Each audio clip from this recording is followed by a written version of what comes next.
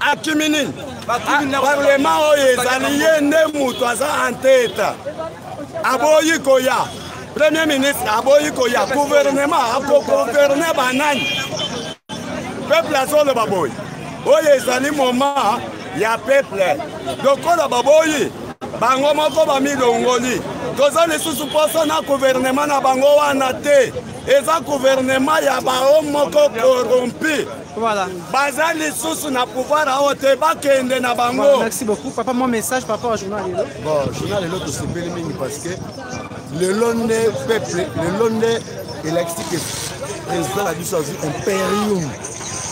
Donc a jusqu'au contrôle il y a pays. D'ailleurs makambo salami na kati ya parlement. Nous peuple de ce pays parce que souveraineté na biso c'est mon ami. Donc peuple automatiquement peuple souverain, il y a tout le monde.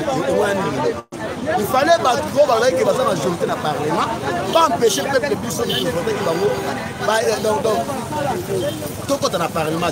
Mais le peuple est souverain, le peuple est souverain, on a voté bango. Il y a un monde là. Mais pas le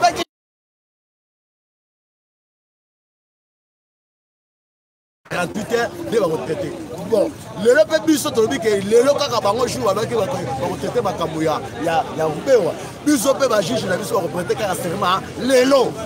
Yango moni peuple aye ko soutenir président de la République par rapport ya ba juge ko ba voter pour na le vraie justice na mboka na biso côté. Alors, le corps bango va sali boy que ba boy ko répondre à invitation il y a peuple o ya vota ki bango pour le donc ba député et ça le corps bango moko donc ba s'écrire donc ba longwe ba député à partir de l'eau biso peuple tous qu'on reconnaître bango te baza ba député baza déjà ba démissionnaire d'ailleurs dans la présidence de la République il faut en dessous du parlement. Puisque le peuple a une élection anticipée, il y a parlement, qu'on vote, vrai député, oyo, puisque on vote. Non, député, nommé, député, oyo, qui nommé la carte à Kingakati, il y a un monde qui a officiellement que député Kingakati, parce que député peuple congolais, parce que député peuple congolais, qui a manifesté, et puis qu'on accompagne le peuple par rapport à Makambo et Sani Lelo. On dit que Bango Boko peut pas l'expliquer. Parce que les députés peuple congolais, c'est le député de Kingakat. Voilà, merci beaucoup.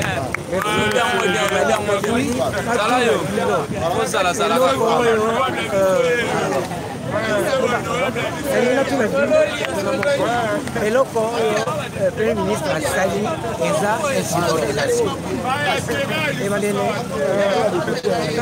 ozomona te asali insubordination na ndenge nalingi nayeba soki na conseil des ministres ya vendredi akose présente mbi akokota mbi akosala nini.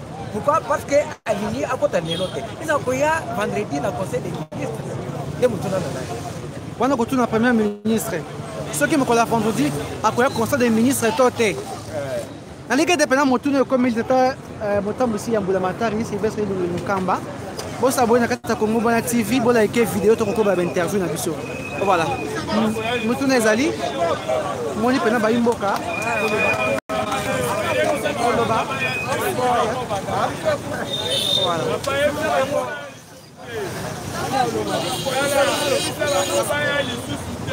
Le combote, oui, mbote. Prestation ya serment kasi abonsi ya mama bunda pa ata mwe mboko ko lobani.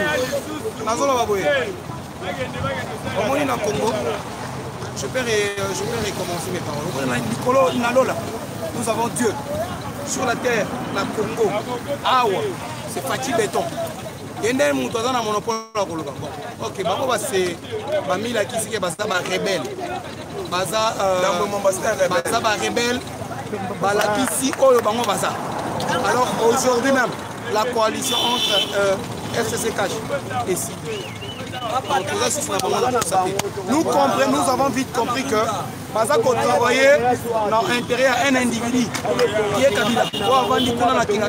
Baza qu'on colonisait dans le ils n'ont pas compris que Baza wana pour nous travailler pour le peuple congolais. Et puis en plus, comme on dit que la seule personne dans un souci avec le peuple congolais est la Fati. Et si dit, bah toi FCC wana, bisona bango et si dit. Bikambu ya non coalition, pas de question. faut comprendre que la coalition est là pour rapporter le Vous comprenez?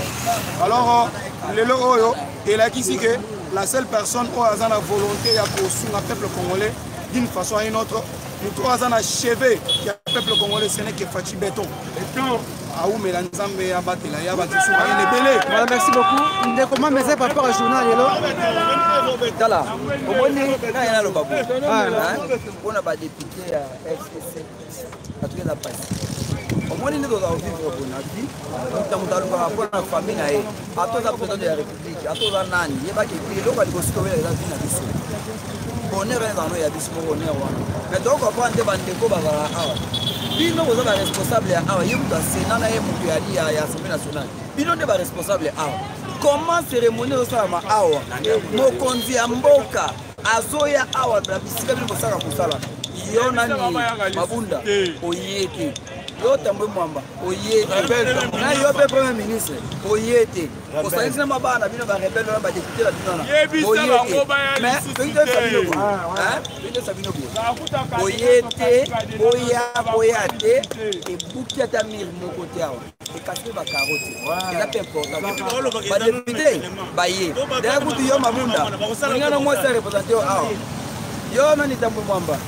Sami badi banga tala vidéo na dia omona badi banga reposaté yo c'est dire ebuki lo côté mais kaka ndenge boyete wana hein boya kalisi la boya kalisi ko boya ao ka biso ndemo to fa charger la vie donc tu vas parler na vie d'ailleurs va parler la vie notre bien là to opération ebinda tenga to ya mais lokola makambo ya motu za kiawa osali awa de cette oyebi ke bozana kinga kati oyebi ke bofandi kuna kinga kati oyebi ke la kinga kati bofandi kuna bozotala botali makambo te mais boye bagake balo sobino bokotango c'est que fatia mo.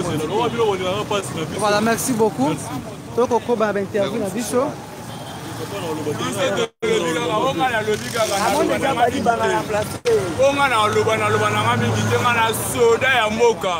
Nana kanda mboka na makasi jali mabunda biso ne to vota yo tambo mama biso ne to vota biso population le quoi biso population to na sima mokonzi mboka bino boboye maloba mokonzi mboka boye ba ki partir à lelo bonda kuoyo biso ne se pesa no pouvoir po soldat wa zo kengela yo akengela eza ngai nde mutu apeso pouvoir le quoi ngam na pesa go pouvoir na yo jani mabunda yo tambo mamba yeba ke ndaku oyo à partir à lobby ils ont parlé du peuple au moins ndaku oyo oya na yo te ndaku ekomi ya biso oyoki eza ya biso koya lisusu te toyebiso na bongo. Merci monsieur le journaliste na mingi.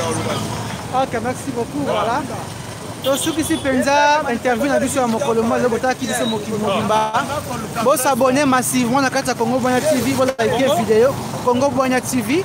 Congo Bonheur. Congo Boigna. Maloba ko le bezali. Oui. Ok, Congo Boigna TV to sepeli makasi na ndenge oye. To yaki parce que ezaki prestation à 3 juges, il fallait pas prêter serment devant le président de la République na peuple congolais ou eza majorité populaire. Vous avez besoin de majorité parlementaire parce que Batouana a besoin de voter qui mango. Le président, il y a le président, excusez, il y a assemblée Mabunda, ceux qui manini, nata mamba baete, na ceux qui nani Pepe aete. Est-ce que t'as besoin de nous avons fait présence il y a Sami Badibanga, na ya batuba député, na ba sénateur bazaki déjà ébélé. Donc les gens ont déjà prêté serment, fait mission. Et là, on est au sein de la Fachi à dissoudre le bord. On a dit que les wana baba na malamu comme musala makambo esili. Biso to lingili surtout comme on a avanti, ouais bandi ko lega na place oyote. Donc ndeli boso parce que on est en train de courir sur le temps.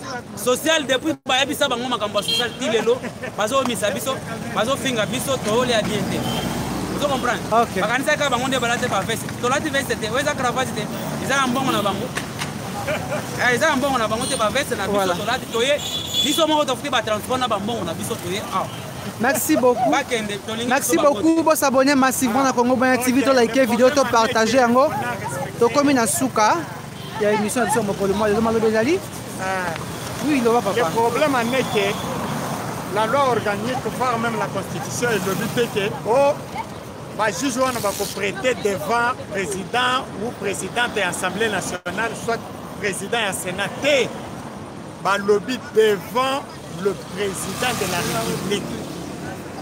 Tellement, ceux qui président de la République a yakate, attends Janine Mabunda ye, attends Tamumamba ye, ça n'a pas d'impact. Tellement président de la République a ye. Je vous rappelle une chose. Qu'est-ce qu'on a dit? Invitation Bapesaki, bureau et assemblée nationale. Invitation Bapesaki, bureau et Sénat. Invitation Bapesaki, Babana Kopes individu, Premier ministre. Nde Mouto individu, Bapesaki. Les Abangonio, c'était gouverneur, il y a province.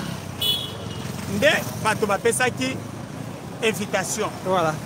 Bango Bazala Bazala te, nous sommes qui n'a posé à président de la République pour que va prêter serment. Parce que Yende a une compétence et ça n'a obédience na ye. Ok. Le reste là, ce sont des accessoires, on ne peut pas poursuivre. Mabunda, Onta, Momamba, ils ont beaucoup de dossiers, ça ne nous concerne pas, mais ils vont répondre. Ok, merci beaucoup. Tous s'abonner massivement à Congo Bonheur TV, partager la vidéo. Tout le monde, Mikoya, Botka Malam. Merci.